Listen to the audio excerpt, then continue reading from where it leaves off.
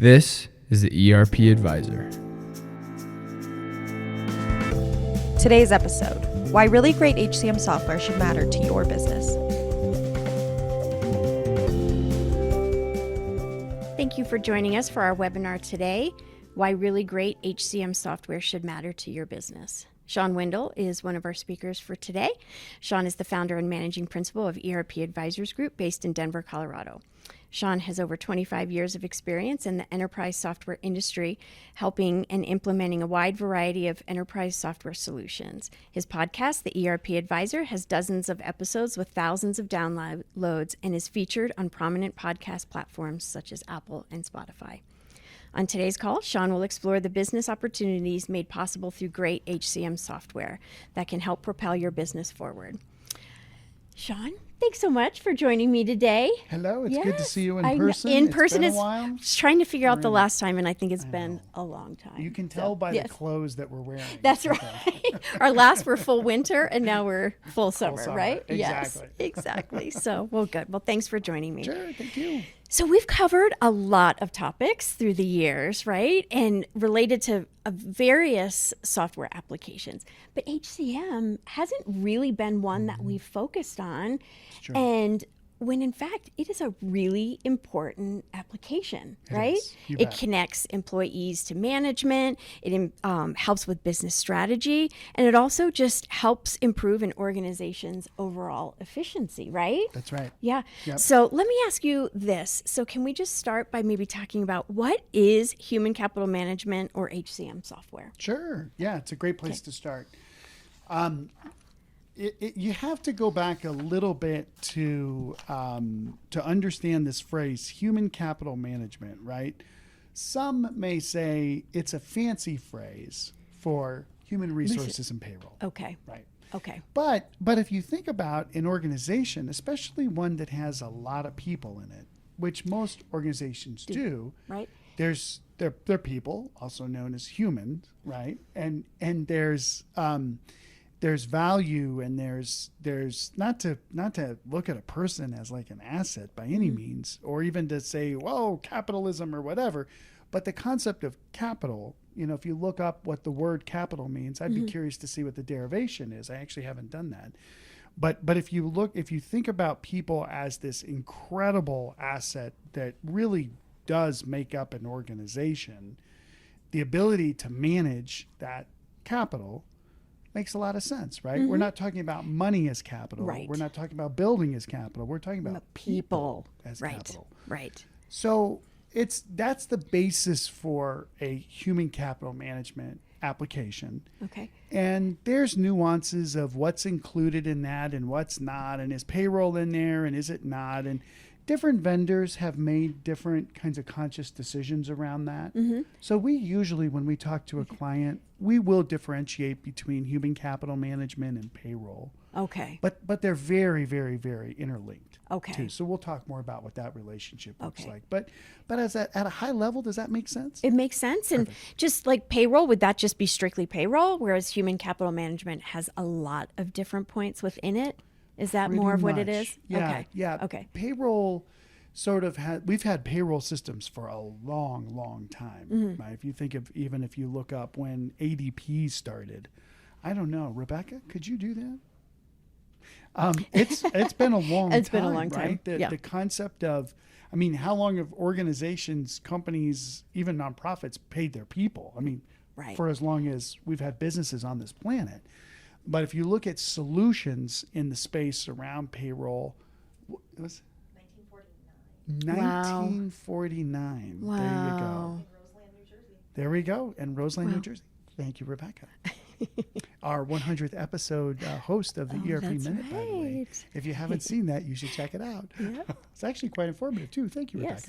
Rebecca. But anyway, the point is that the evolution of these systems, right, really did start with, gosh, wouldn't it be great if we could automate the collection of time and automate the all of the information about how to pay an employee, like their salary or their hourly rate, and the state or jurisdictions that they work in, and automate a check being cut to that person but also the calculation of deductions. Right.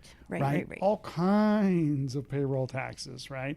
And not only that, but then automate the filing of these tax returns and other documents that companies or, again, nonprofits have to submit to these different jurisdictions. I mean, wouldn't it be cool if there was an app that does that, right? And yes, that one of the originals was ADP in 1949. But since that time, then, the automation of these HR people-related processes has just gotten bigger and bigger and bigger. I mean, is there a certain size business that one of these HCM platforms would benefit more than another? Or could it be any size company? Yeah, great question. Let's see. The answer, of course, the vendors would say different things. That's what's going through my mind. That's funny. But the answer is, from my perspective, is trying to be the person who's like helpful, not just selling my wares. We don't sell software, as you know. That's important. That's for everybody right. to know. That's right. We help organizations figure out what's right for them. Chances are a human capital management application would benefit an organization that is maybe 10 employees, 5 employees or more. Okay. It's a lot smaller than you would think. Right. Definitely up from there. Hundreds of employees, thousands of employees. You almost couldn't run your business without these systems. But I can remember we got an outsourced payroll solution when we were maybe 10 people. Oh gosh. Right? Okay. We've tripled, almost quadrupled that now.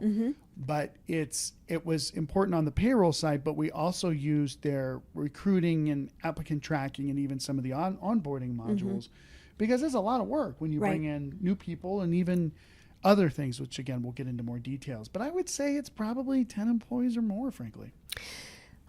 So with that, are there certain pain points that would indicate or lead a company to be like, okay, it's time that we implement an HCM platform? Yep.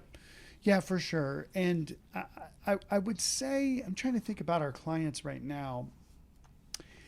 The bulk of them have some kind of HCM solution, right? They may have a little standalone thing that's just I was just at a client yesterday in Omaha, and they use a smaller app that's been purchased by somebody else. And it's like, oh no, what's going to happen to it in the future? Well, it's a good question.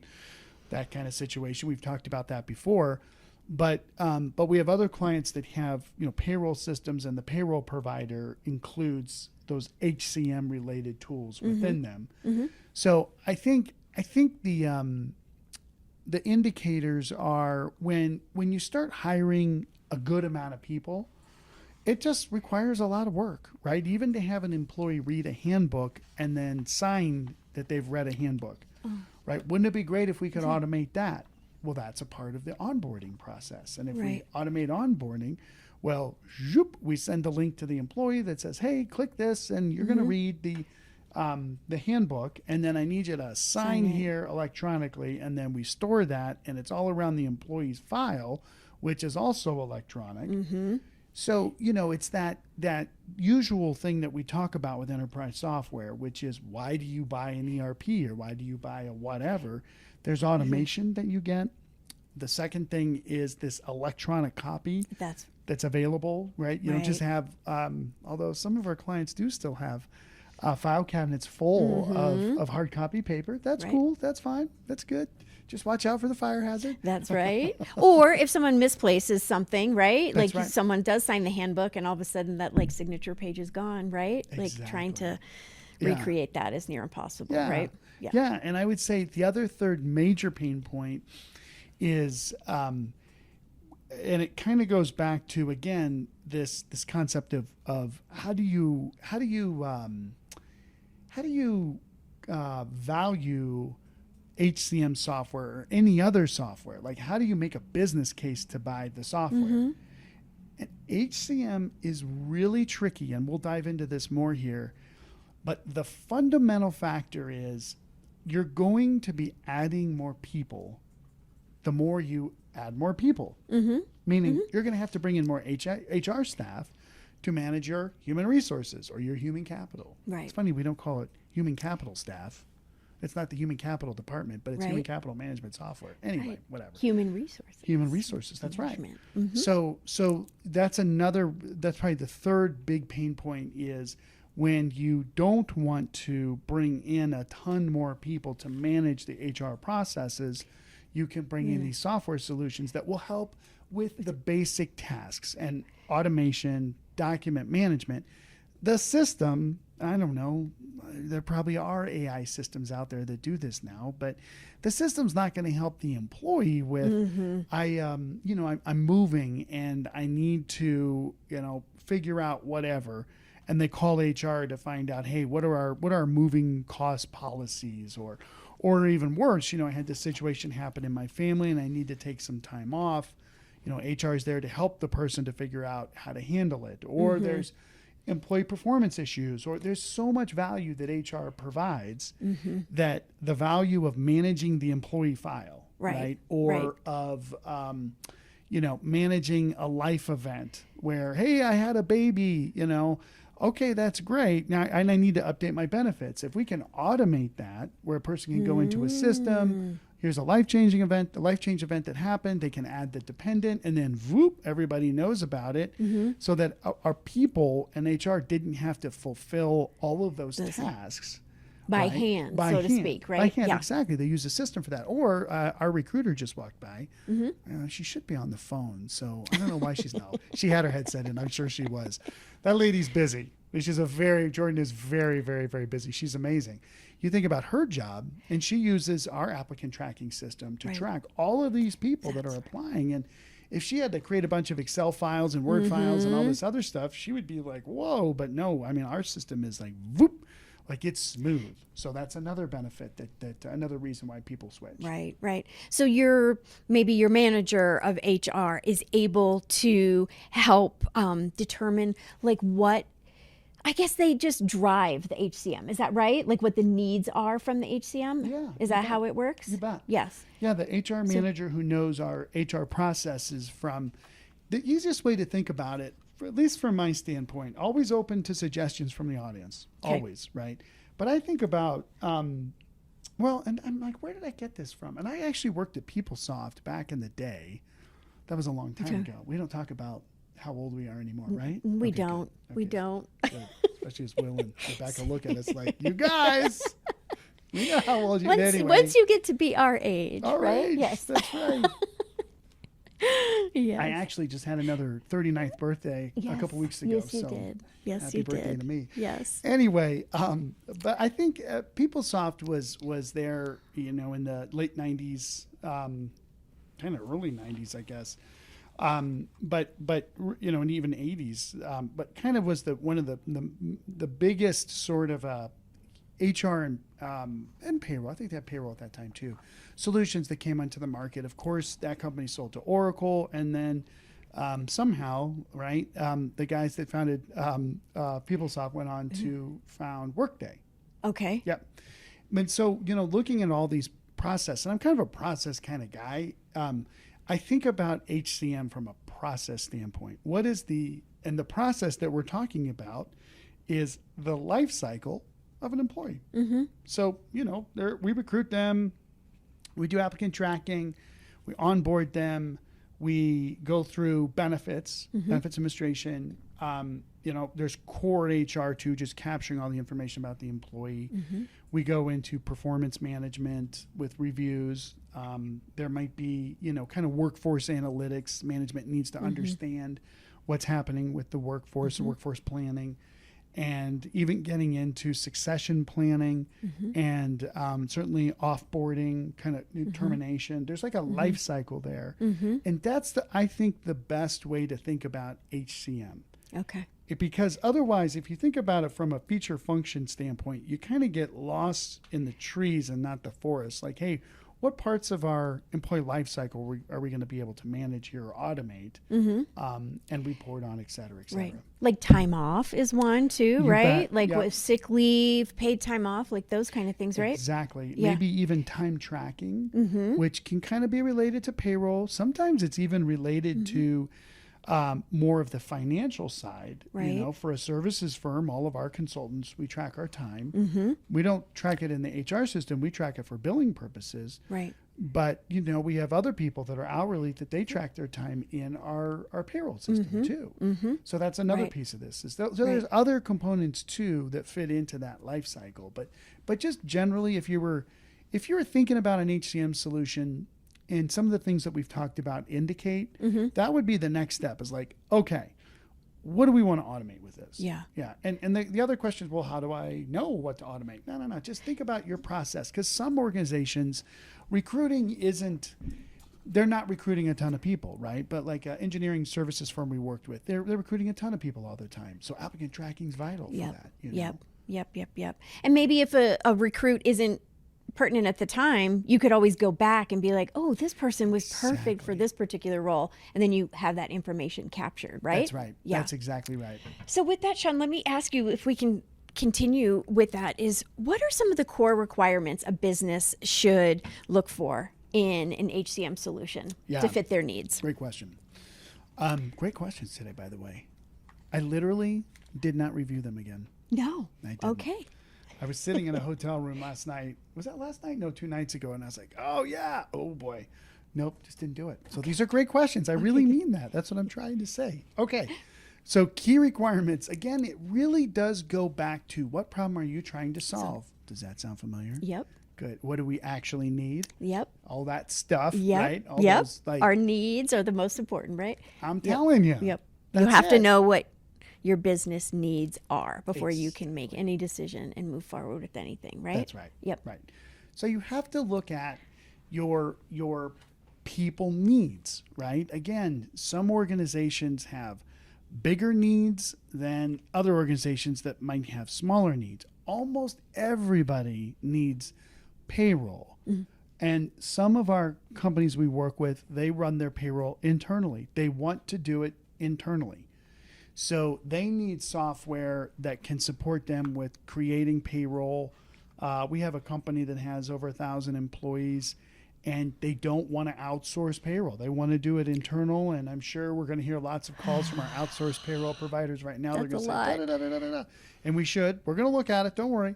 But, you know, those requirements would be around a solution that supports the organization filing in different jurisdictions that they're constantly. I mean, you can imagine payroll taxes for a state and even for a city or even a jurisdiction. It's pretty wild, right? Like when I worked for, I was at JD Edwards before I was at PeopleSoft, and we were in Denver, and Denver has different taxes based off of different rules, right? So your system needs to track that if you're going to actually create your filings. Right. So there's all the payroll requirements, right? But on the kind of core HCM side, again, you think about those subsections of the employee life cycle, and you drive the requirements for that. So an area we haven't talked about here, compensation management. That's a great module, super, super important the bigger an organization gets, which is how do you subset comp? How do you assign compensation limitations, if you will, across your organization? So sales gets a certain amount of operating budget per year. Marketing does. Production does. Finance does. HR even does. And you know, for some organizations, they'll say, okay, HR gets, HR wouldn't get that much usually. Poor HR. HR usually doesn't get a lot of budget and a lot of support sometimes. Anyway, it's a whole nother topic, but it's related because then that drives back to the business case on HCM that I know we're going to talk about. But let's say we have a certain amount of budget for our marketing department, and a portion of that's allocated to salaries. These compensation management solutions can kind of break out how comp is allocated by department and even by individual. And we can say things like, well, you know, next year we want to increase everybody's salary by 10%. So let's allocate 10% more compensation across these departments, these individuals, the whole business. Maybe this department gets 10% more, that department gets 5% more, et cetera, et cetera. But you can actually start planning and looking at comp from a higher level. That's an example of some requirements that are in just that one subset of the overall employee life cycle, for instance. Right. Well, okay, so we talked a little bit about payroll versus HCM. We know that every company needs a payroll, but how do they know when it's time to move from a payroll app to a true HCM platform? Might be payroll only to payroll and HCM. Okay, right.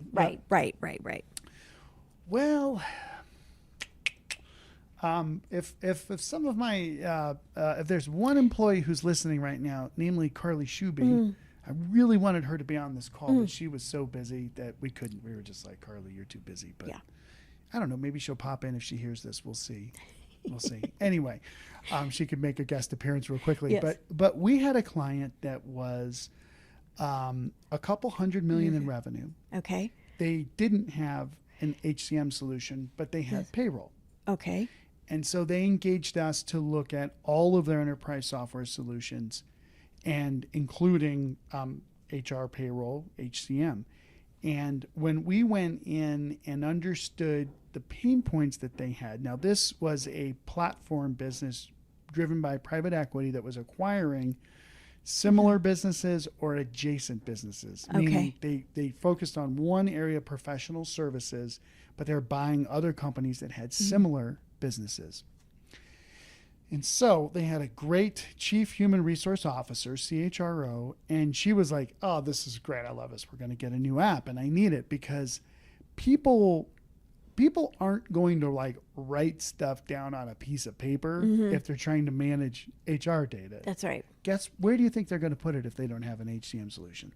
In their notes or in a spreadsheet? In a spreadsheet. Right. That's why not only is Excel, the world's most favorite ERP, it's also the world's most favorite HCM solution.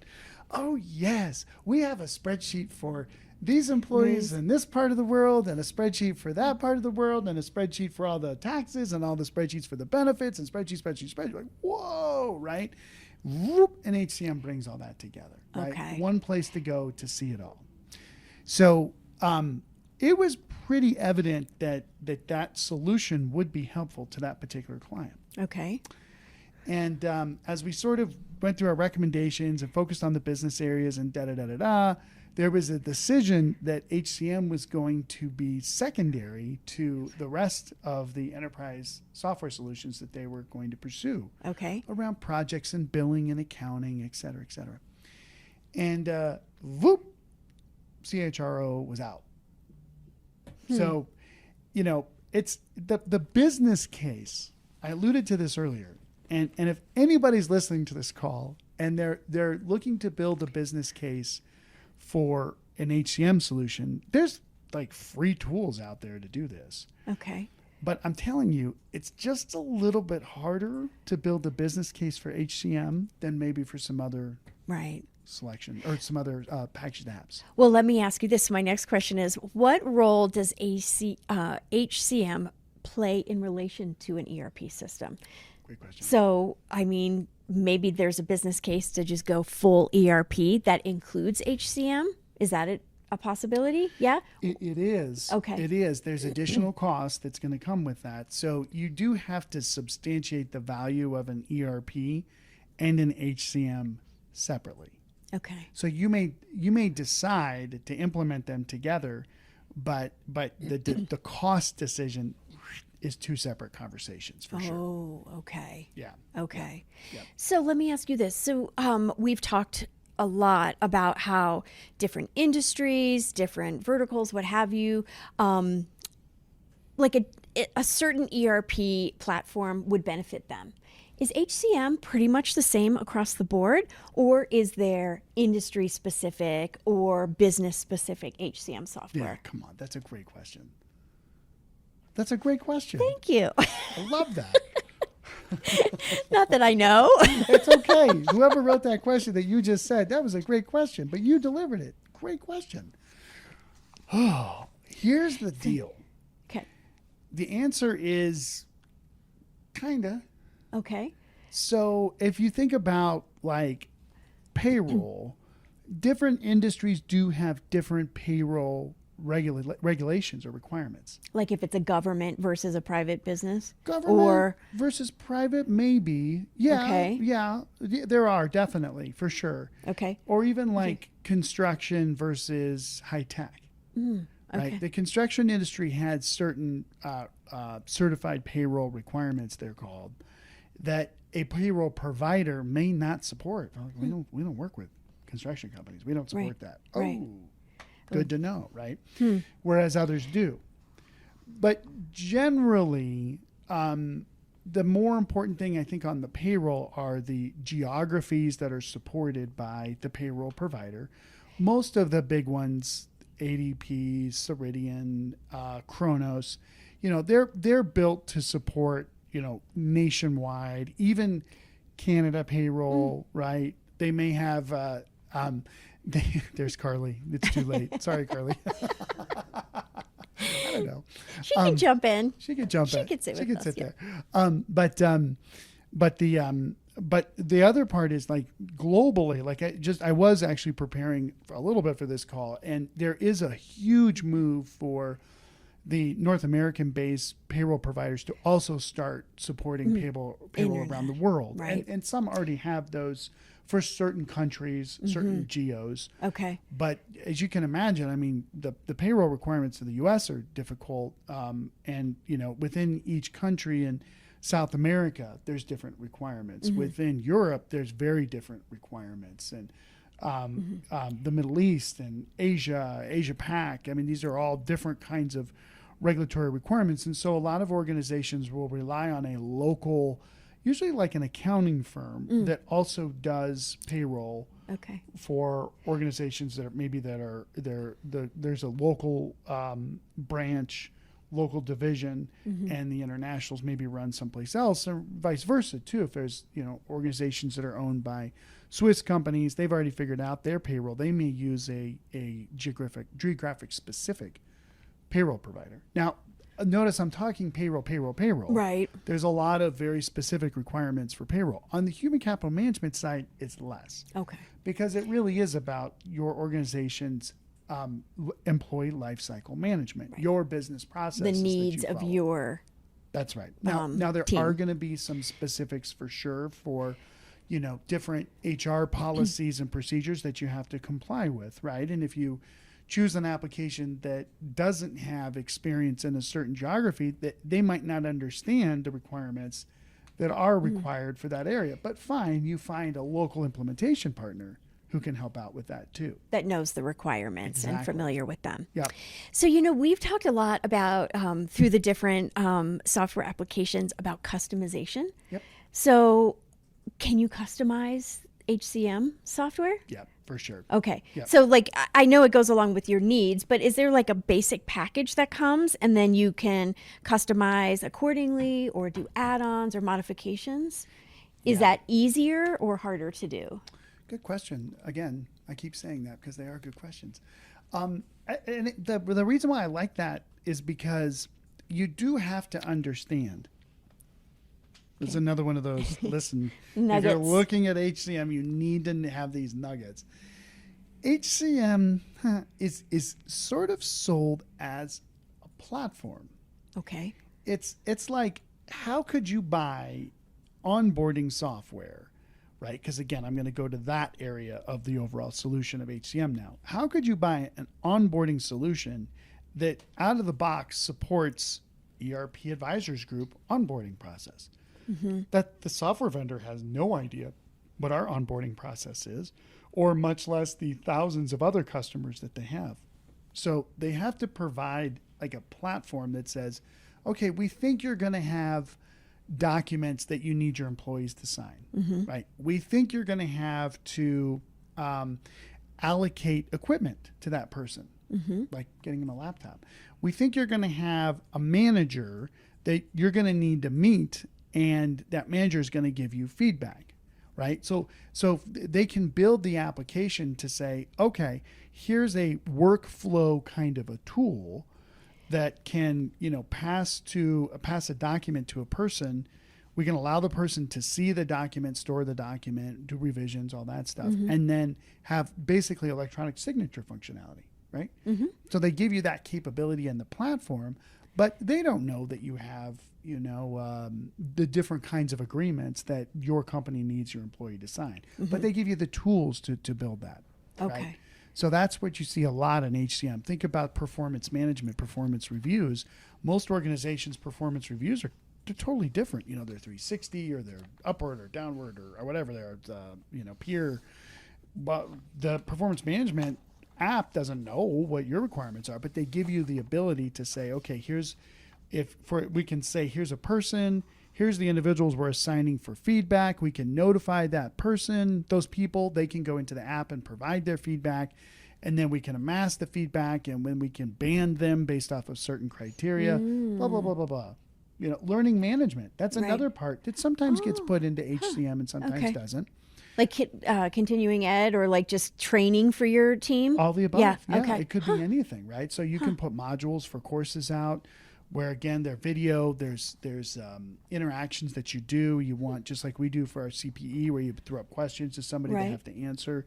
So you have to think about HCM as like a tool set that has these basic components that and functions that allows you to sort of configure them to meet your needs. And once they're configured, it's pretty good. It's not like it's some big complex process, but it's not like you're going to buy one of these things and like get ready to use it. It's not like buying a car. Hey, I'm ready to drive it off the lot. It's still got to be configured. Right. But it doesn't take as much time to configure that as an ERP. Right. But it does take some time. Is that kind of like when we talk about out of box? Is it kind of like that? Like you can just like get it and start using it, or with not like that. Exactly. It's kind of like yeah. out of the box with some assembly required. Right. Yeah. But it's not like Legos either, you know, where it's like, oh, this is all about these. Like with this instruction booklet or manual, like step by step. That's right. But you know, then you've got like payroll, and I'm glad you actually brought that piece up that you just did. Payroll implementations are tricky because you have, earnings codes. Okay. And then deductions. There's earnings and deductions. So you have to say, what are all of the ways that people get paid? What do they get paid on? Hourly, salary. But are there other bonuses? Are there healthcare, health club reimbursements? I mean, all that.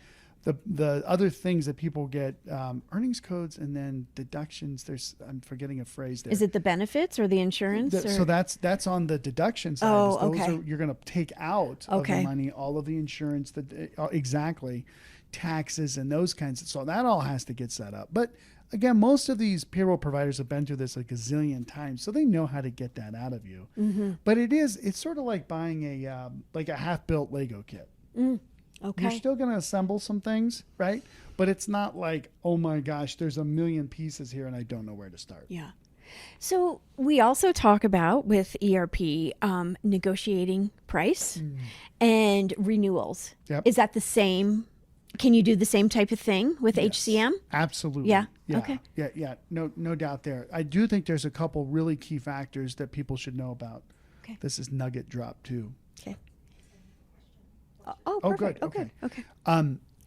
Really important here is that most of the vendors will quote their pricing as a per user, per month cost.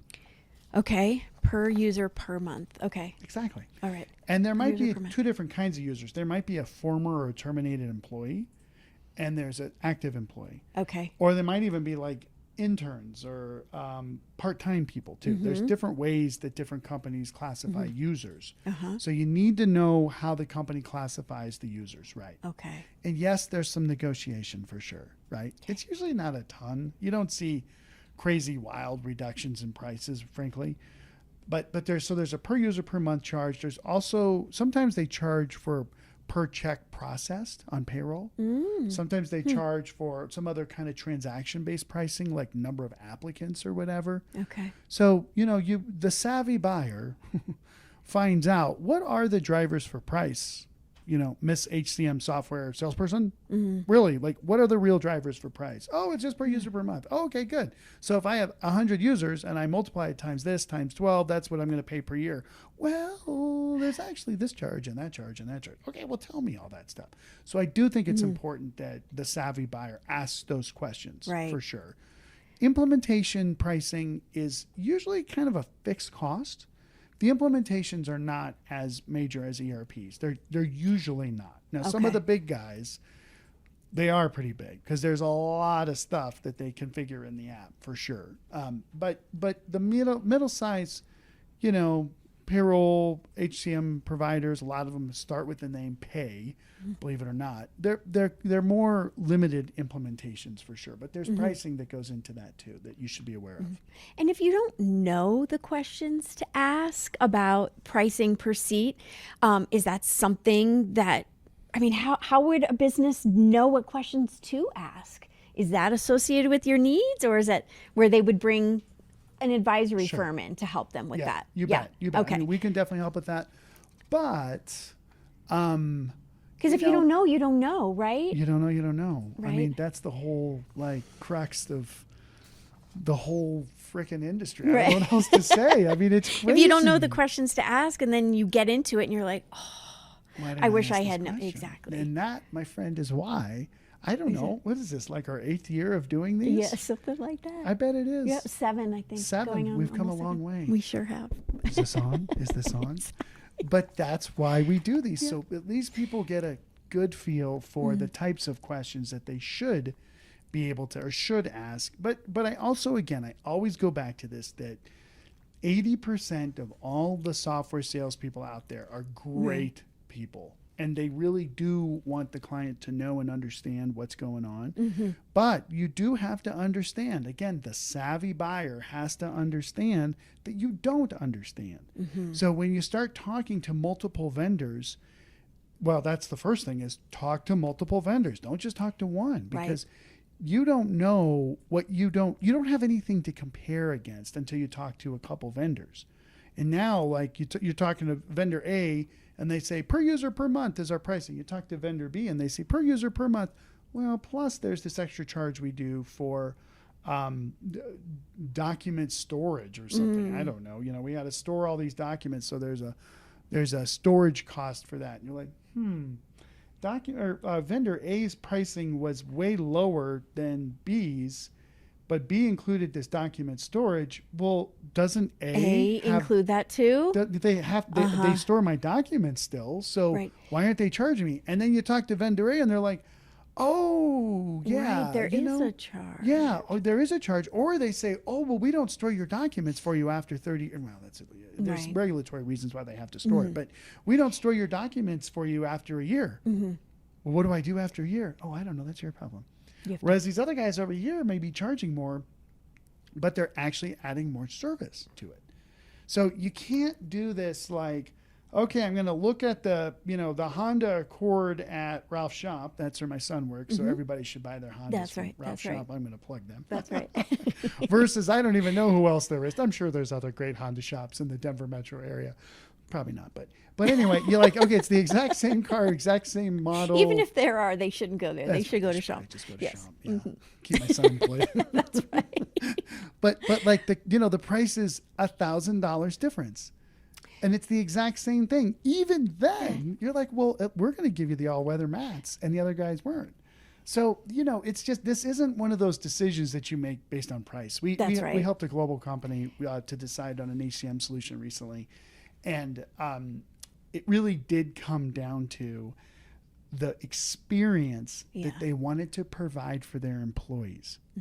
Because you have to understand, this is a different world now after COVID, and it's never going back to what it was before, but it was already evolving this way to where work from home, remote staff. I mean, you remember where we used to work. We used to work from my home when we started, right? That's right. Like, That's right. That is here to stay. And there's hybrid models and blah, blah, blah. The key thing, though, is that employees are dispersed. Right. Everybody is. I mean, I'm thinking through not hundreds, but several organizations I've talked to recently, from government to software companies to my clients. And there are some that do have central locations where a lot of people still come to, but usually they have a showroom or there's some reason why, but otherwise they're out. Right. So how does the company how does the employees interact with companies now? Through the software. That's right. So the That's right. software becomes a representation of the organization itself, right? So to have this really nice, simple user experience that people understand, and it speaks to the human, and it's not built in some machine-oriented looking view or whatever. And maybe there's beautiful AI that helps navigate the person through these decisions that they need to make when they're interacting with the business for payroll or for benefits or for performance reviews or whatever.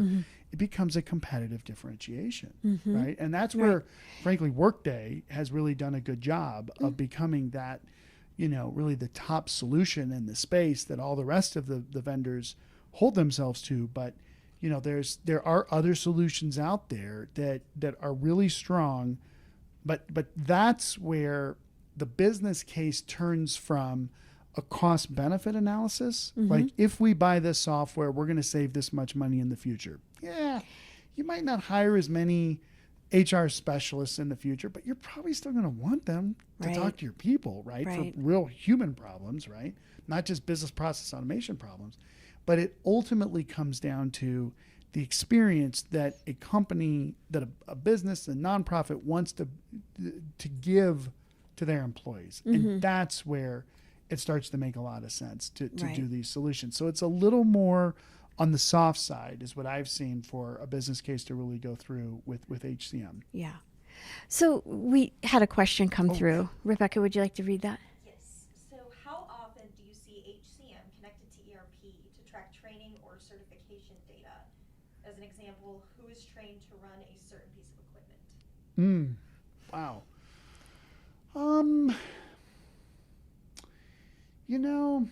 Not that often. And I'm going to break that out too, because again, I think everybody knows me by now. Very practical, very like, what have I really seen in the field? Tracking who's used what kind of equipment is usually done in a health and safety solution. So it might not even be done in an ERP, right? It's usually the solution for tracking safety incidents, or it might even be the same solution that we do preventative maintenance and work orders and that kind of thing, right? And by the way, we need to track the certifications for who's done the training on this type of forklift or whatever, right? So you sort of see those functions get lumped into health and safety equipment type solutions that are best of breed. And but other instances, especially for more general HR training, different kinds of diversity training or different kinds of harassment training or whatever that's applicable to all the employees, that's the kind of training that usually gets tracked in HCM or in a training solution specifically, right? Or a learning management system. And then an ERP may have HCM or it may have learning management systems in it. Usually those ERP companies have acquired those solutions. Okay. But like, Oracle, Oracle bought Taleo, right? SAP bought SuccessFactors. So, the ERP vendor themselves, the ERP modules themselves, they may have a basic HR, but for the more flushed out functionality, they have something, but it's another piece of software. It's fully integrated now. It wasn't when they first bought it. But so we may track some of the training in those solutions too for sort of the bigger ERPs. So I think the reality is, we have training in our payroll system that we use. Some of it. We got training everywhere, all over. But, it's sort of, I don't see that there's like a big enterprise drive. Okay, we're going to do a big training kind of a rollout across the whole business, and we're going to have a training system. Those do happen, right? They don't usually hire us to help with that. Like the trainers, the HR people go out and just evaluate the tools in the market and make those decisions. But what I normally see is this sort of evolution where, okay, well, what do we have? Well, the HSE, the safety software has this little piece in it, and the guys and gals are already in that. Just put it all in there, right? Or the employees in their onboarding process, we have to have them do sexual harassment training. Well, we're having them sign the employee handbook. We're having them sign the diversity policies or whatever. So let's just put the training module there and then have them go through it. So it really depends. It's one of those answers I'd say that depends. Well, let me ask you this. You kind of touched on this, that integration between the different platforms. If you can't get an ERP, or you don't have an ERP that includes HCM or whatever, can you piecemeal different platforms together that will speak to each other or communicate with each other and overlap and what's the word? I guess integrate with each other. Yeah. Exactly. Yeah. And the answer is yes. Okay. Yeah. And you got to take it down to the next level of even like, let's say we do have an HR system and we hire all the people, right? And part of onboarding is assigning people, provisioning them user IDs for different apps. So we may set up an employee here, but we want to also have them have a user access in the ERP. So there may be an integration for new employees or new users in the ERP, or we even need to set up the new employees as vendors if we're paying them through expense reports. So we may upload a file of new employees into the ERP. Or we may have employees that are time tracking that, and maybe they're time tracking in the HR system or the payroll system, and we need to upload that into the financials for actual costs on jobs, right? We may also have employees that are tracking time in the ERP in the manufacturing app that needs to push over to payroll. We may give an employee a promotion, which may change their cost basis, that also needs to get pushed over to ERP. We may want to take a payroll file for the whole company and allocate out the payroll costs by a division or department and push that into the financials. So there's all kinds of integrations going on. We've had a fire department that their scheduling is crazy complex, if you can imagine it, crazy complex, right? And there are even integrations on the scheduling into their records management system, so that the records management system knows which fire people were on post or are working at that time for that particular report. So the key thing is this. Don't make it complex like I just did. Just think about one integration at a time, right? And just keep it simple, right? For sure, because you may have benefits provider integrations. They're called carrier connections from the human capital management system to the benefits providers, insurance companies, right? We even have those integrations. So there's a lot of back and forth that happens around HCM and payroll. You just break it down into like a simple picture. One of our PMs Curtis puts together this really simple architecture picture. It says, here's the app, whatever it is, and here's what's coming in and here's what's coming out. And for HCM, for payroll, it's very easy to break it down to that level.